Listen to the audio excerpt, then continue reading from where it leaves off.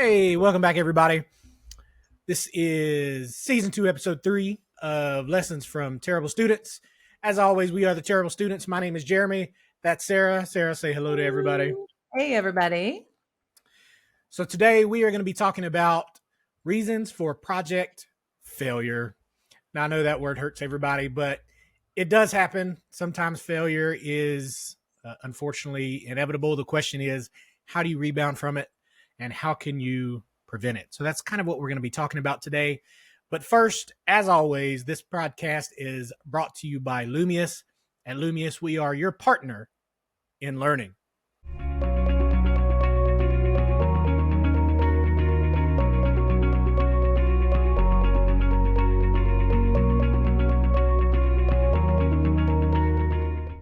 Hello, everybody. I also just want to say that it is officially Halloween, and so I will be celebrating. It's a favorite in our household. So I don't usually rock cat ears on a regular basis, but during the month of October, I will be celebrating Halloween every day. So that's just that. I will not, but you know, every party has a pooper. That's why we invited you, sir. I'm not the decorator guy. Like my wife and kid, and they love decorating and all that stuff. I'm not that guy. I think it's because I'm the one that actually has to put the decorations up and take them down. I think that takes a little fun out of it. I feel you. When they're pointing from the sidewalk where they want stuff to go, and I'm the one that actually has to put it up. It's actually a little different. I feel like that's probably the standard of a lot of homes. I know in our house, while we don't have human children yet, same situation. My husband is usually not as excited as I am because he has to go into the attic and retrieve all of my decorations, and then I proceed to, give him demands of where I want everything situated. He did tell me he would not be climbing up the oak tree to strategically place the witch that I wanted him to in the dangling. How dare he? How dare he? Boo ghost lights that I just purchased. So I guess I'll be figuring it out that on my own this weekend with a ladder. So just want to say it here. If I get injured, my husband's fault. No. Okay. All right. So back to the relevant topic. Yes, the topics today. So today we are talking about reasons for project failure. So what we're talking about essentially is why a project itself may not go the way you want it to. So whether this project fails overall and does not make it to the finish line, or maybe it doesn't succeed the way you wanted it to, but you still deliver on some type of learning object in the end.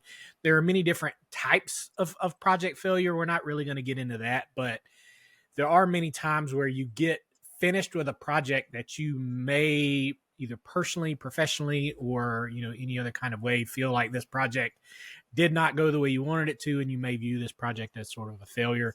Unfortunately, it does happen. Nobody's perfect. Nothing is perfect, and these things do happen.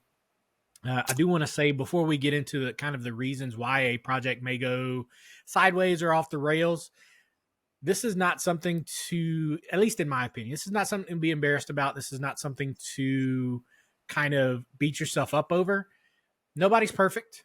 It happens. The key to kind of moving forward after something like this is to learn from it, figure out where you went wrong, and do it differently next time. And I think that's where, a lot of these things, that's where we've learned from. A lot of these things come from us learning the lessons from messing it up the first time. And we've mentioned this multiple times on this podcast. These are hard-learned lessons. But you don't forget them, do you, Jeremy? I know, right. Speaking from personal experience, I am the project manager I am today because of my failures and my wins and, being able to learn from your experiences. And and just to also say, failure looks different for everybody. And Hmm. whether it is, whether it is at the end of the project, we went way over budget, or Right. we were supposed to finish on this date, but because of so many different circumstances and roadblocks, we are now 4 months past our completion date. Exactly. And so, just there are different parts of projects that go really well, and then there are parts that didn't go so well. So it's really sometimes, depending on who is talking about it or what the personal opinion is or their involvement in it. Some people could view a project as being like, yeah, that was great. That was successful at the end. We've reached our, goals. And then you've got other folks or stakeholders who are like, Exactly. it could have gone a little bit better. So we're going to dive Exactly. into that. And I think that's, Sarah, that's a great way to put it. And I think that's what I'm trying to get across is, when we, in the analysis part of the project, we always sit down and go, okay, what does success look like? I think a Yes. lot of times in, as morbid as it is, we call them postmortems, right? Once your Yeah. project is over, you sit down and you look at, okay, what did success look like? But you also really need to take a hard look at, okay, what does failure look like? And did we hit any of these points what we think is failure look like? Did we go over budget? Did we go over time? And was there anything that we could have done earlier in the process to alleviate that? And I think we'll touch on a few of those. I'm jumping in a little bit of this. I'm going to let Sarah take most of this because she is really our resident expert on a lot of this because she's fantastic at this type of stuff and helping us avoid a lot of these pitfalls that we hit. So, but We also like to refer to it, if you're a project manager, as herding cats, which is also appropriate with my cat ears today. Um, tying it all in, I like it. I yeah. like it. So that's a good segue into just projects. And when you are kicking off a project, whether it's in any world, right? We're talking about L&D world, learning and development. So in our world, a project is either completing a series of several different learning modules, or maybe an entire curriculum, or maybe just an analysis. So in my experience, one of the biggest issues that happens before anything even begins on the project is unalignment on Mm, what the overall goal is of the project or the program that you are kicking off, right? And so that is something I've seen many times. And it's really hard to make sure everyone's aligned and also bring them along on the journey. So, but it is so important, this step, this part, anyone who's involved in the project, um, the stakeholders, the approvers, the SMEs, everybody, it has to be a there has to be an alignment in the very beginning on what is the goal, what are we trying to solve for, because everyone, to be perfectly honest, has their own personal interests and their own priorities, and so sometimes that will take over, right? And people forget, well, this isn't just about me or my experience or what I want learners to experience. This is about the overall goal. So number one, when you are kicking off a project, whether you do it internally or whether you are hiring a vendor to manage that project for you, it is imperative that everyone understands what the goal is, and then also making sure that that comes from the top down and mm. that there's buy-in and commitment. Well, So, yeah, and I'll say as far as alignment goes, I think in my experience, a lot of times when we come in, they don't even have that internally yet. correct. I think a lot of times it's there's an alignment from the stakeholder side, so like just and I'll use the general terms from like the corporate side. So we'll Yeah. say from like director up, Yep. maybe if we're lucky, manager up, right? Mhm. So there's an alignment of like this is the need and this is kind of where we're at. But from like supervisor down, so in my mind, it's kind of like manager, director, and then all of the higher up senior leadership. There's alignment there where they've identified a problem and said, okay, this is how we're going to solve this problem. But manager down, so going down, you have your manager, your supervisor, and then your individual contributors. There may be unalignment there where they think, okay, there's a different problem that the people manager up are not seeing. And sometimes there's unalignment there because they never even talk to the individual contributor level to say, Isn't it? okay, this is what we're going to do, That's an because they excellent haven't point. had those internal conversations Yep. before they bring us on. Because a lot of times when, well, I'll say, I know they haven't had those conversations because a lot of times when we come in, my first question is, okay, who are our SMEs? Who's our individual contributors we're actually going to talk to? And there's silence on the call, Yep. right? Because they never even thought about bringing in, the individual contributors, the hourly associates At that are this actually going to take point this of the training. conversation, I'm so glad you mentioned this, Jeremy, because I didn't even think about that, but you're absolutely right. It's often what happens is the powers that be, the senior leaders, they say, Mm, hey, this is a problem. We need to fix it. Let's throw money at it. Let's do it. We're going to engage these folks. We're going to do this project, and this is the goal. But they have never actually spoken with the people who do the job. right. Yeah, And and so, they've taken that first step, right? They've identified there is a problem. yep, Great. That's their role, that's their job. You identify that there's a problem and you've taken the steps, you've managed the budget, you've figured out, okay, we have budget to fix the problem. Let's do that. The problem is now they've already decided what the fix is without actually diving deeper to figure out what the actual most efficient fix is. And I'm not saying that their fix wouldn't work.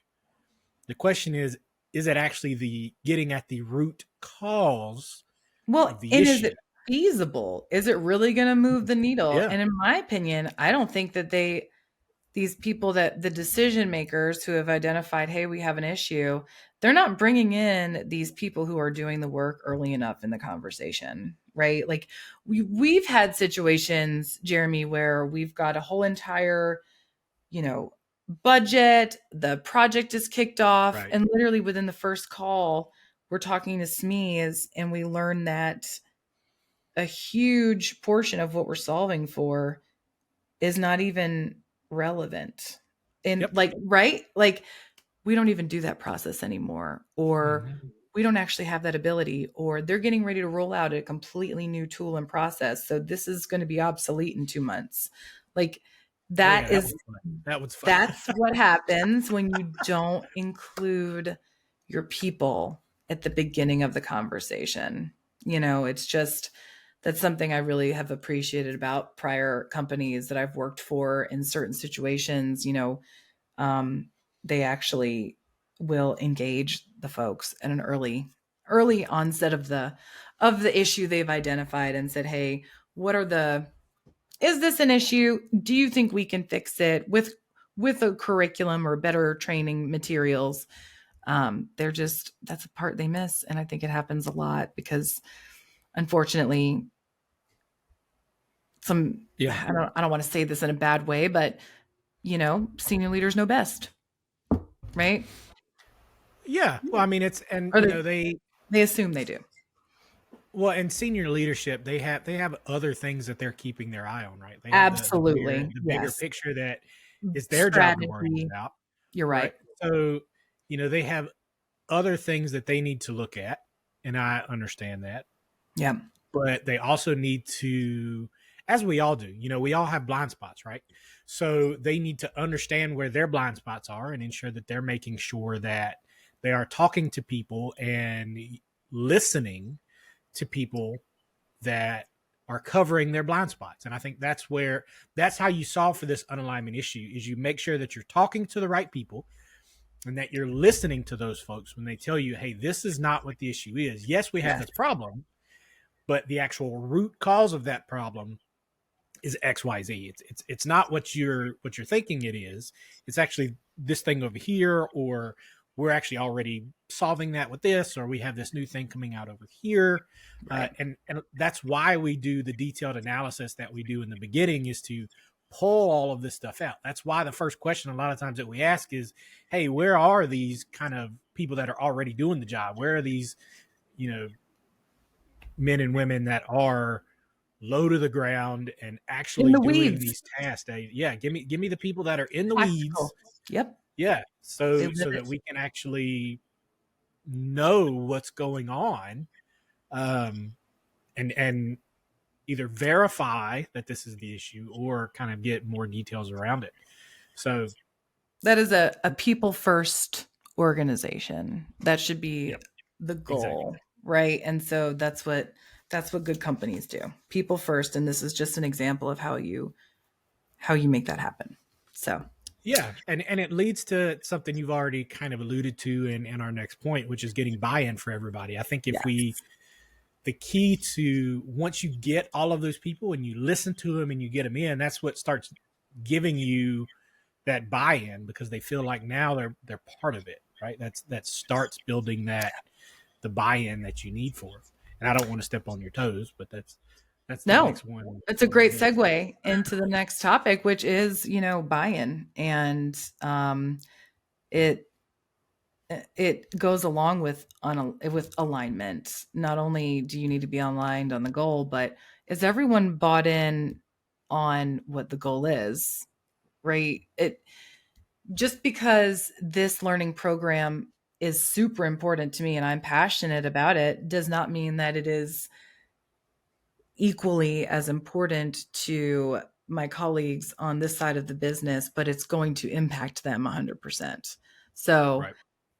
it's that's why I mentioned it's so important for the direction to come from the top down so that everybody understands this is the direction we're going. This is why we're doing it. And people generally appreciate and want transparency. And so I think if you give that to them, they understand why you're prioritizing what you are, what we're solving for at this moment. Listening to them when they say, "That's great. I know this is a problem, but I have a problem too." Acknowledging that and saying, "Absolutely. Let's talk about it. Let's table that for now. We're not going to let that go, but we will prioritize that. Maybe that's our next project," right? So, making sure people feel heard, making sure that they truly are bought in, and what is the ROI for them? What is the return on their investment? Because it is going to take, if you're a stakeholder in a project or a SME or whatever, you are going to have to be invested, whether it's your time, your team's time, the resources, budget, right? Mm-hmm. Like people, they want to be clear on how is this going to help me also, right? I know this is for the greater good, but what's in it for me? I think that's Yeah, also and ROI is a loaded term, right? right. But I think I'm going to expand on it a little bit, because I think it does work in a few different ways. So, what you're talking about as far as budget and all that, that's a more traditional version of ROI. Sure. After we had our planning session, I started thinking a little bit more about this, but really return on investment, I think, works in a few ways here. So from your SME perspective, it's okay, what am I going to get out of all of this extra work that I'm doing? Because typically, from your SME perspective, they're doing they're working on this project The in brunt of it. addition to what they're getting paid on. So They're they're nine to typically five, not going to get paid 100%. additional.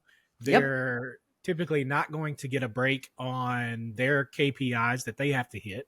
So this is kind of that over and beyond stuff Yep. that they're working on this project for. So what is their return on investment? So what is their kind of, why would they help, and what Sure. are they getting out of it? And you have to make it clear to them, and why does this help?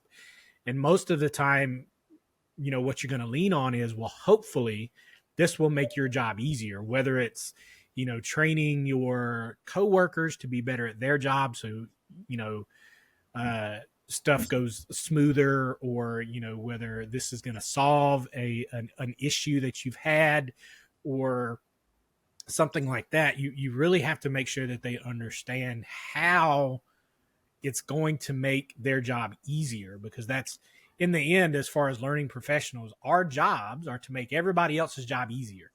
That's, Yep.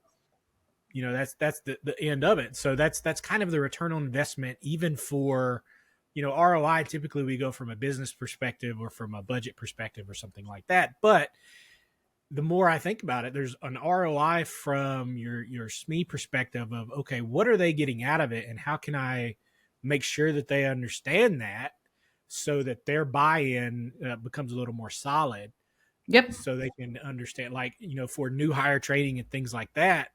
Yep.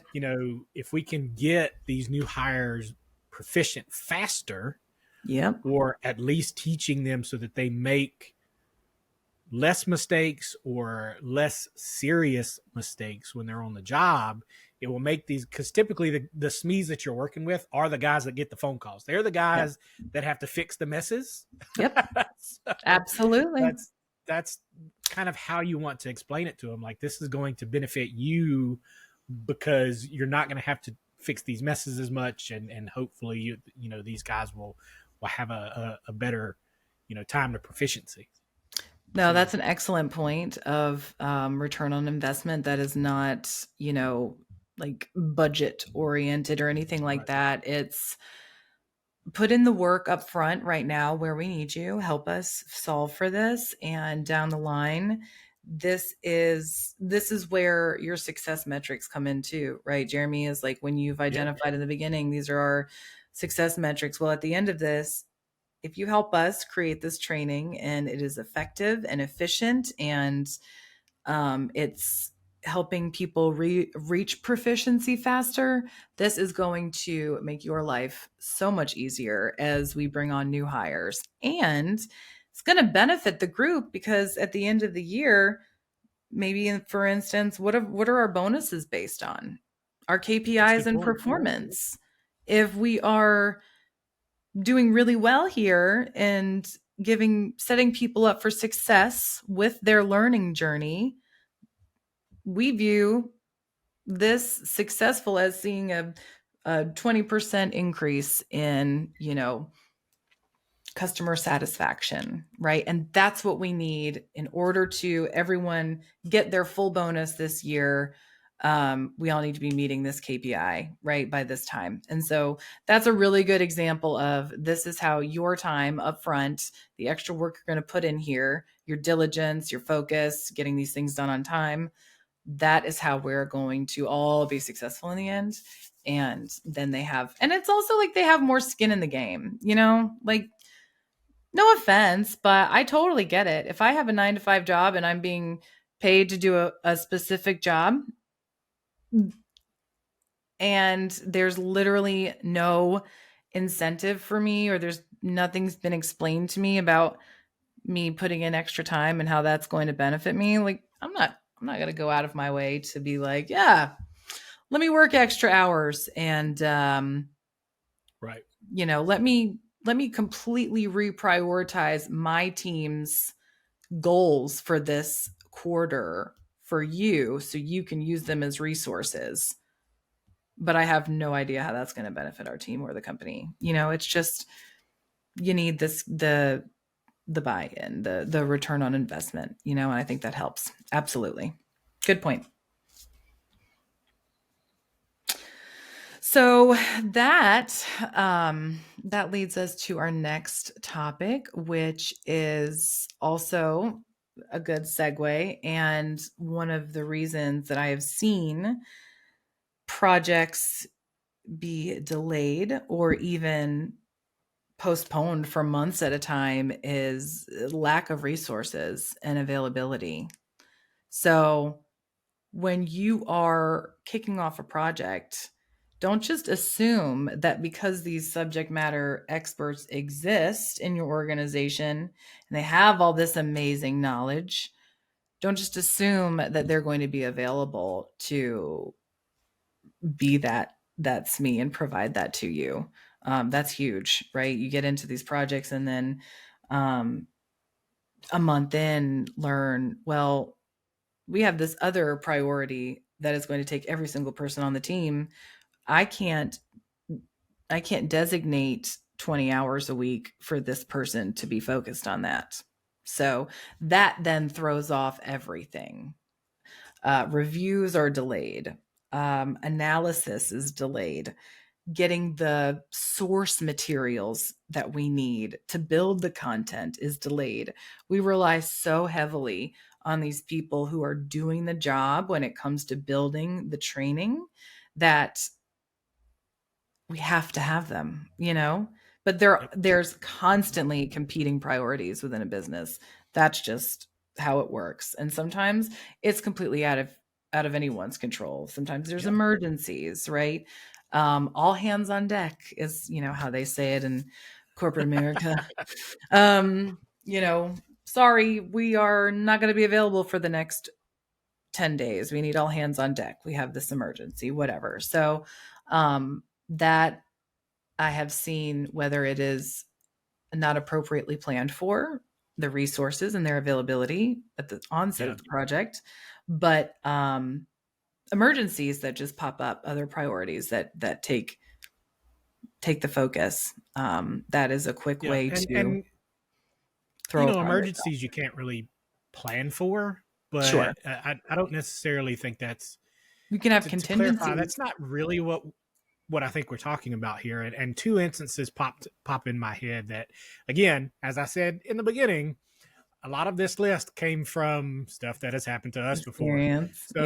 So two instances pop in my head um, from my career. So we were doing some.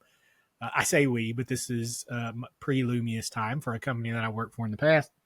We were doing some sales training, and the I was in a corporate seat.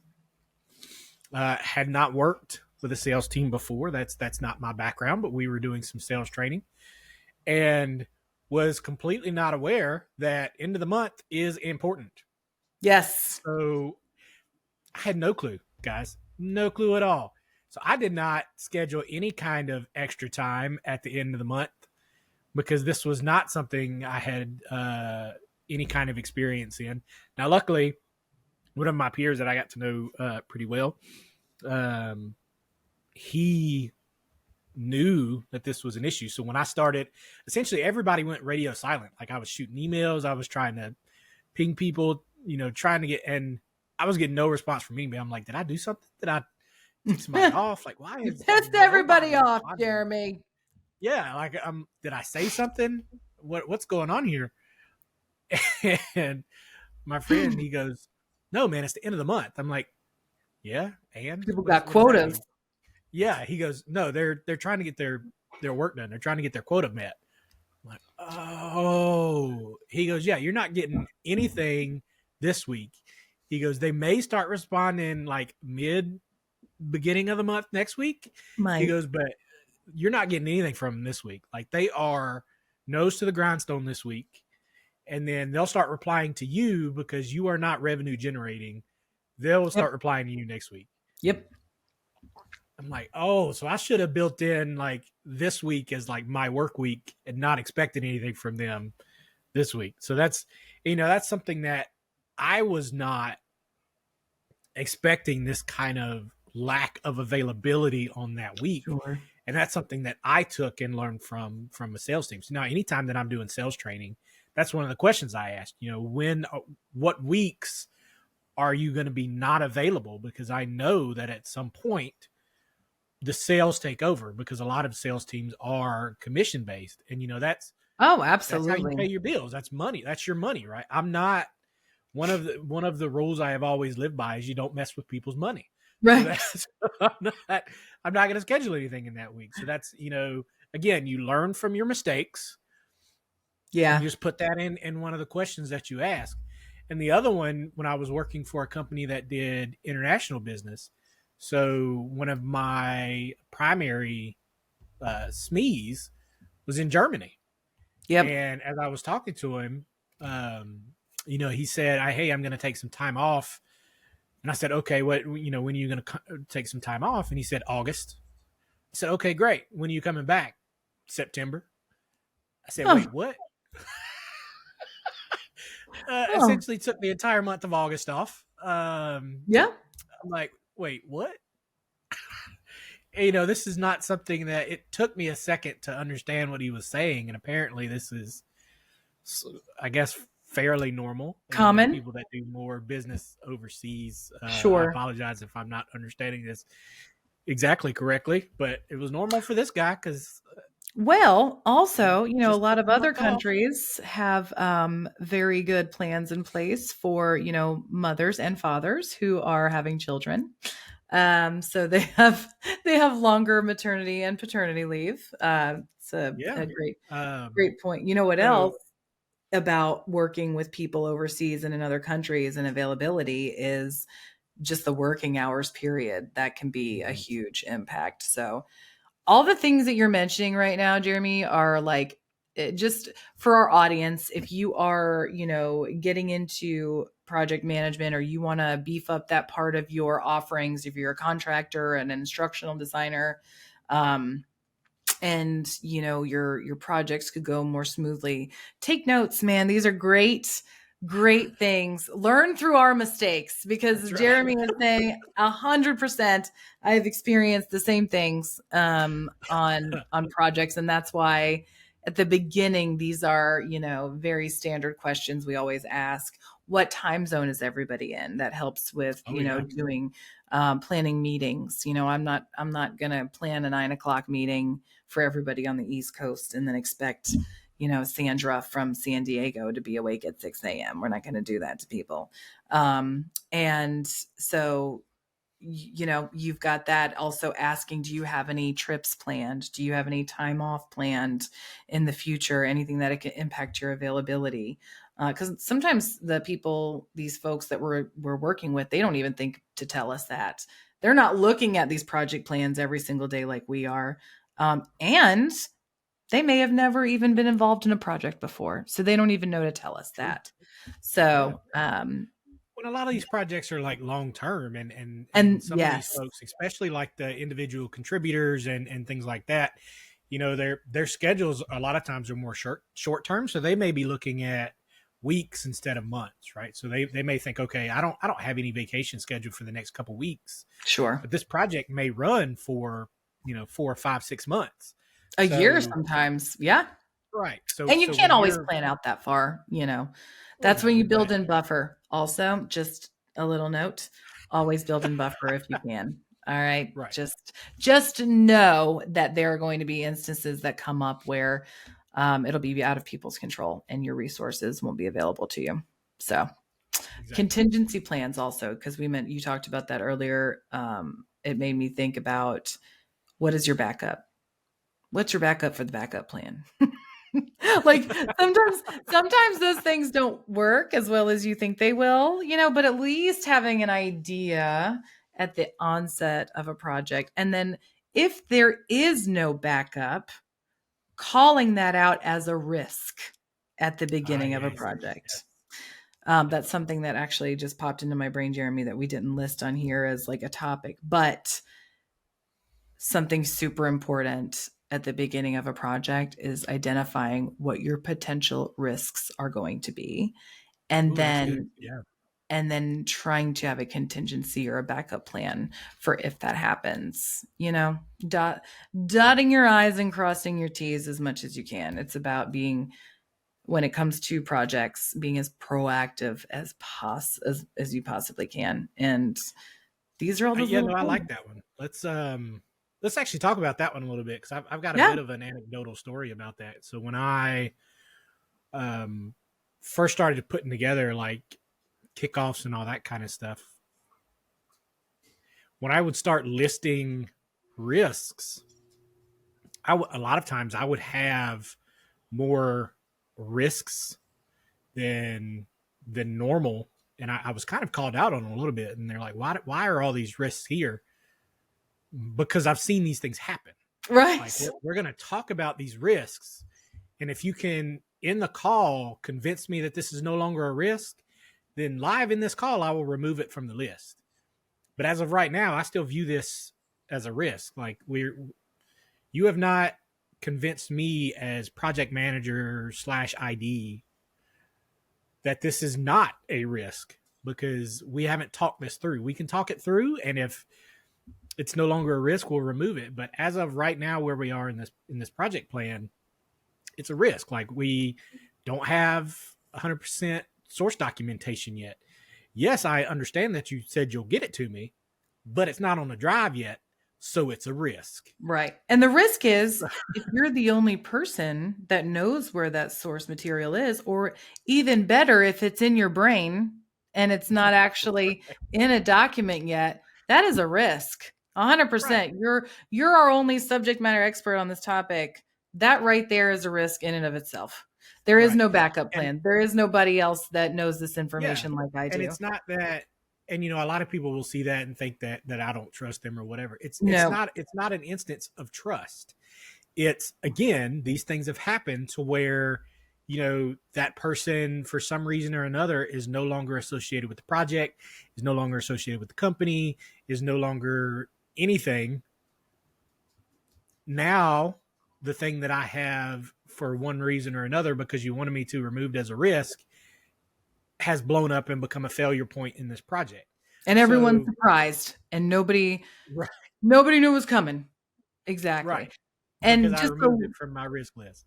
Mm-mm. and just a little also to touch on that, just expect those conversations to be a little bit uncomfortable sometimes when you're calling out Absolutely. risks and dependencies.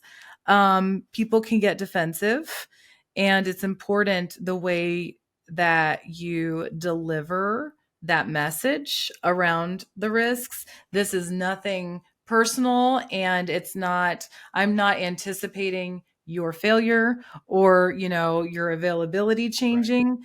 I am just calling it out as if this happens, this will Yeah. I mean, absolutely slow down or potentially stop our project from yeah. moving The forward. typical line in that one is, "Hey, what if you hit the lottery tomorrow, man? Are you Right, coming to that's a work great. Monday?" Right. Like It's better if you than. win $1 billion tomorrow, congratulations. Are you coming to work on Monday to finish this project? No, probably not. It's a much better question than asking somebody like, what happens if you get hit by a bus tomorrow? Just want to throw So that those out are the there. two. I love that. So that I've always had this theory, and now we're veering directly off course. I So know. that's Not the two really. ways to phrase that question, right? And that's the one that I say in private. Like, what if you get hit by a bus, man? Correct. But it's I always say, like, you can determine if you're an optimist or a pessimist by which one that not that Comes you to mind say, but first. that your brain goes to when Yeah. you're thinking about this problem. So what my brain goes to is, okay, but what if you die, man? Like Yeah. like I can't, but that's not what you say because that's not No, nice to say. for So you sure. have to say somebody else once told me, what if I hit the lottery? That's Yeah. where I got that from. I had to have somebody else say that to me to be able to think about that. That might be a better option than just Yeah, that's what jumping I'm gonna straight start saying. to someone unaliving. I don't Right. think that's a verb. Whatever. That's what we got to But use yeah, so we don't get algorithmed out. You're right. What if they right. unalive? But yes. So what if you hit the lottery and you're no longer here? That's why this is a risk. Sure. Or so we don't know what's going to happen. So, and you're right. Those risks that you identify, you have to remain impartial and look at it from, and a lot of this will come with experience, and again, a lot of it Sure. will come with things that happen to you, unfortunately, because it will happen.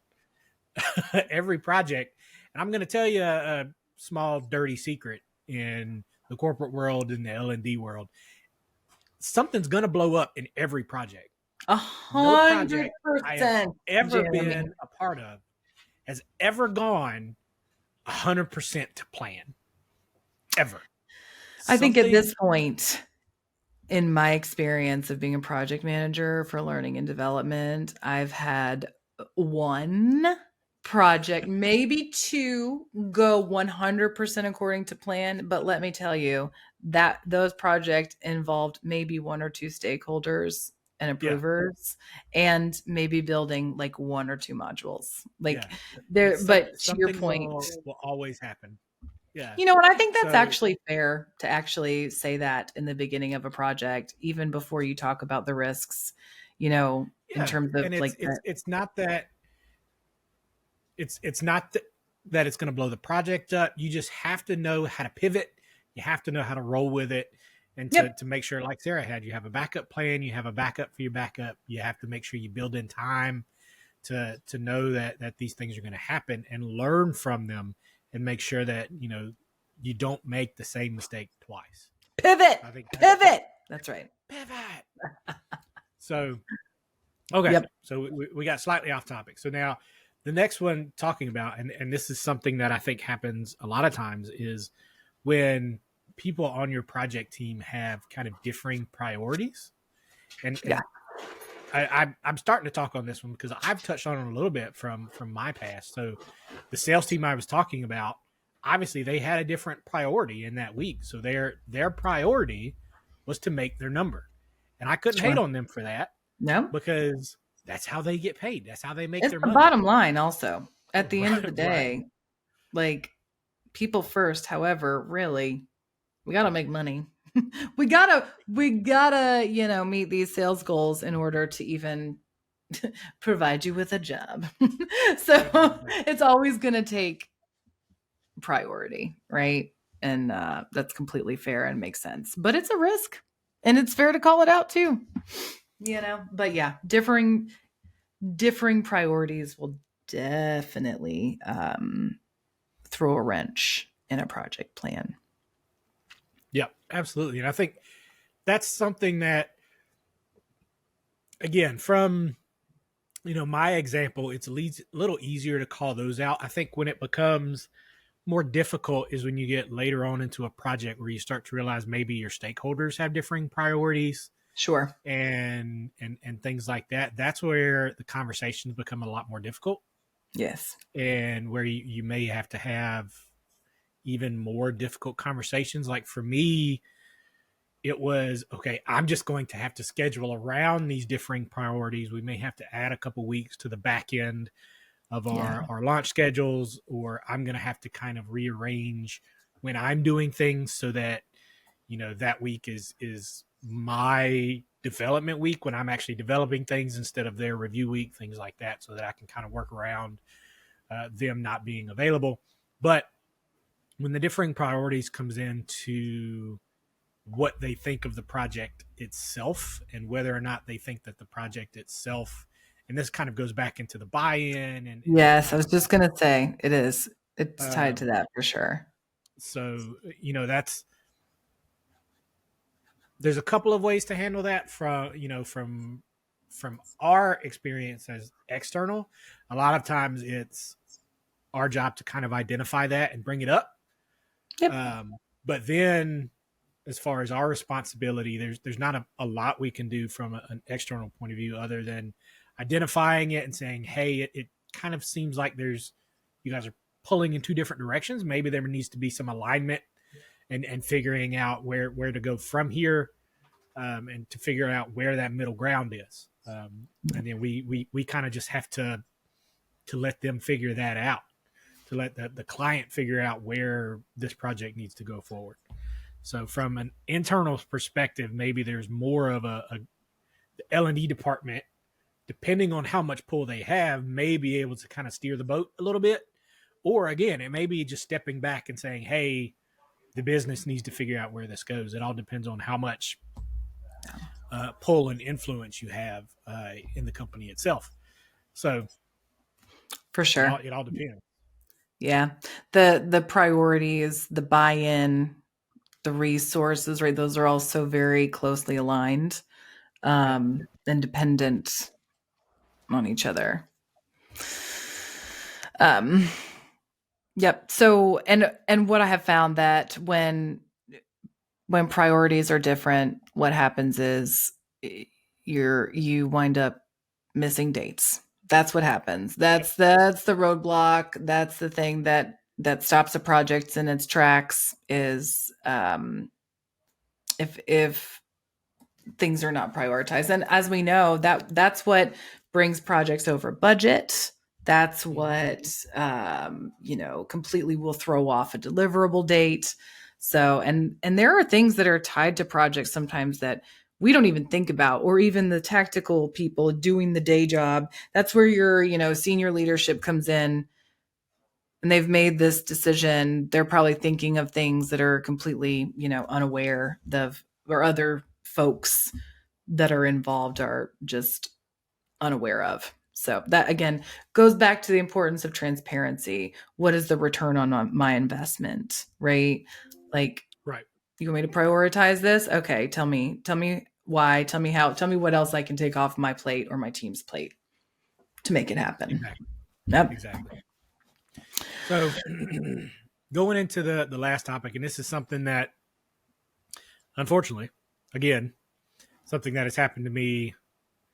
I say many times. It feels like it's happened to me many times. I would say one of the more usual Common. problems you'll have in an Yes. L&D project is when you get in and you start to really dig into and analyze existing material and source material, and the problem has been identified, and then we go, okay, where's the knowledge gap? What do our learners know now? What do they need to know? What training have they done already? And Yep. kind of where's the gap? What do we need to do? This is where you start finding that there may be some incomplete processes.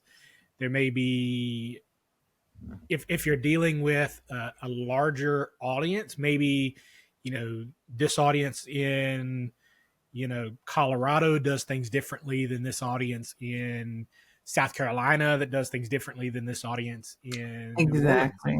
So, and it may be that this company does not even know that those differences exist A until you hundred bring all those percent. pieces together. So, this is another reason that really early in the project, there's a failure point, because you realize, okay, the Colorado folks do it one way, Louisiana folks do it one way, South Carolina folks do it another way. So you've got three different processes. Now we have to stop and say, okay, which one do we train? Right. So Which one there's do we train? Who's the decision maker on this? Is exactly. it even possible for all of these people in these different regions to do things the same way? Do they have the Exactly. access that the other person has?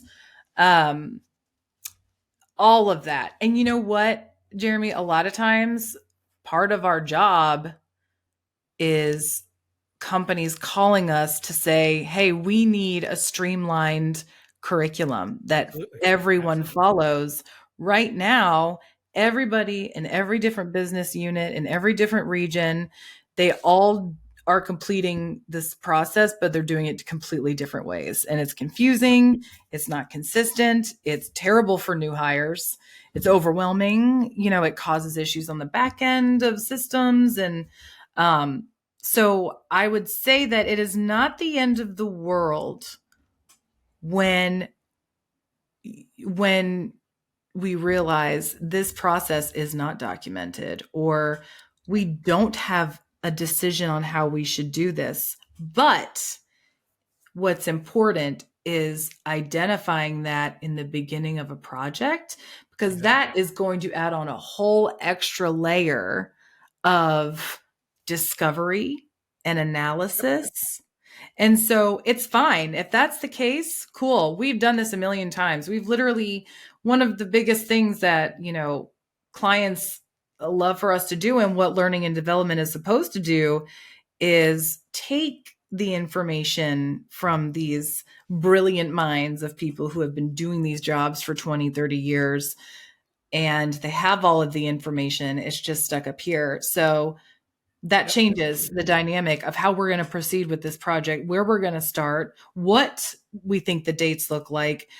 For something like that, if the difference is, if I'm going to start a project and you give me 50 page document on the entire process broken down, and it's a lot of stuff, and I have to decide what I'm going to keep and what, how to streamline it. That's cool. That's fine. That's a good starting point. Maybe I only need 2 weeks to do that part of the discovery. But if I'm starting on a project where, the problem is we need this curriculum because Jeremy has been teaching this for 20 years, but he's getting ready to retire and nobody else has this knowledge. So we have to take everything that's in Jeremy's brain and get it down on paper and then turn it into learning Good content. luck. Right. Scary.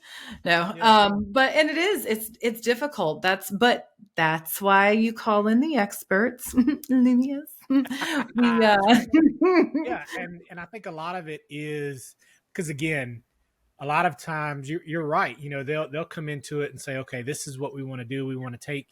They may know that they've got all of these different things, and they may think that it's going to be this weird, huge process. But yeah, we've done this a lot. You take these big, 75 slide PowerPoints and you put them up against each other and you go, okay, what's the Yep. same? What's What's important? different? Why is it different? Is it different because, Louisiana can't do this the same way as Colorado, or, you know, maybe Colorado has a different law than Louisiana, then that's why they Exactly. have to do it this way. Is like what are the differences and why are there differences there? Because it may be the case to where some of those differences have to stay. Like you may not be Exactly. able to have the exact same training in all of these different locations, Yep. but you may be able to give them something that is 90% streamlined and then have to rely on your facilitators to be able to fill in that 10%, because that's the other part of kind of our team, right? So you've got, myself as the ID, you've got Sarah as the project manager, your stakeholders, your SMEs and all that. But we mentioned this a little bit in season one, but the other puzzle piece are the facilitators, these Oh, people for that sure. their job is in your, in-person class to actually stand up and teach people. So your actual teachers, for a lot of times in new hire training and things like that, this is an in-person class, or maybe it's virtual. These are the people that are there to actually deliver the training. So we design all of this, but they're the ones that actually have to deliver it. So a lot of times we will develop this and then they will kind of massage it to fit their particular market. So we are very aware that what we develop for them is not going to be exactly how we develop it when they deliver it. We get that, we understand it, and a lot of time we build that into how we're developing it. So we'll give them specific spots to where, okay, if you don't like this icebreaker, put your own icebreaker in, or if you have a different activity that you like to do here, that's fine as long as it covers, this bulleted list of points. Or, if you don't have access to this piece of equipment, these are things that you can substitute in, things like that. So, Yeah. the other piece is that the facilitator is there to make sure that it fits their specific audience. So when it comes to something like this, where you have a nationwide or a worldwide audience, Yeah. that's the puzzle piece. And another person that you want on your project team are these facilitators, so that they can actually say, hey, these are the training labs that we have. These are the resources that we have access to. So let's, this is how we need to design for this training and these folks. So that's kind of the other piece, and how you can get around some of those incomplete processes, or, differing processes in different areas. Yeah. Now, the other piece to this, and the one that's a little harder to kind of get around, is when you get on a call so let's say the stakeholder has identified the issue, they've put together the project team, they've got the budget set forward, they've given you all the source documentation you could want. You get on, you've got your outline written, you log into the first review call, and the first thing me says is, hey, did you guys know 3 months from now all of this is going to be obsolete? Yeah. and you just hundred sit there for percent. a good 10 seconds and you're like, well, I guess we do now. Yep. So let's talk about why that's going to happen. And well, I just wasted 2 days writing this out. That's just ties back to why it is so important that you're including these people in the beginning of the before even launching the project, right? And you bring up a good point, right? That's happened before. Um, but and then just being able to plan accordingly. I think that's the important part, or at least what I'm the overall message here about Right. source materials or lack thereof. It will absolutely dictate how your project plan is created and what the overall time commitment looks like, what, everything. So it's just acknowledging that these are the different ways that this can throw a project off, and making sure you're planning for it in the beginning and knowing we are going to have to spend a month on discovery and analysis. And part of That's that right. is I'm going to fly to Arizona and spend time with Jeremy because he's been doing this job for 20 years and I need to get everything out of his brain, So, that's a huge thing. And then I'm planning for travel, then I'm planning in that part of my budget. Like it's often overlooked or not viewed as important, like, oh, we'll cross that bridge when we get there. But it is so important to understand where you're starting from, what content you Yes. have to build off of, and then is everybody aligned on the fact that what we originally planned for, which was one clear, concise learning module to teach everybody how to do this process. Well, it might not work out that way. What we might have to do is actually split this into 3 separate learning modules based off of your region. Right.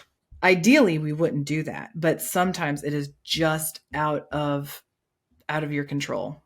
It just Yeah, absolutely. but it's identifying those pieces in the beginning and really breaking it down and understanding what that impact looks like. And Yeah. that's just going to And help not being you. afraid to pivot. Yeah, you're absolutely right. Exactly. Like Yep. you have to know when to stick to the plan, but you also have to know when you're going to need to pivot. And I think it all depends on what's best for the learner, not what's best 100%. for the project. And I think a lot of times that kind of thinking falls by the wayside. And I, I'm guilty of this, and I know a lot of other people are too. We get focused on the project and the date, and maybe And the sometimes budget the thought and of the the learner. Yeah, scope. all of that kind of stuff. Yeah, and all that stuff gets in your head, and maybe the concern for the learner falls to the back a little bit. But what I try to do a lot of times is refocus on what makes the best learning experience for the end user. So what's going to be the best, and that's what you want to try to focus on. Sometimes you may not be able to achieve that, but you want to get as close as you can to it. So knowing when to Agree. pivot to make the best learning experience, I think is kind of the goal. So that being said, we're just about at time. Yep. So gone through a few reasons why you might hit a brick wall in some of your projects. Hopefully, I think we covered a lot of reasons of how to get either around or through or over that brick wall as well. As always, we appreciate you listening, and we'll talk to you next time. Yep. Thanks, everybody.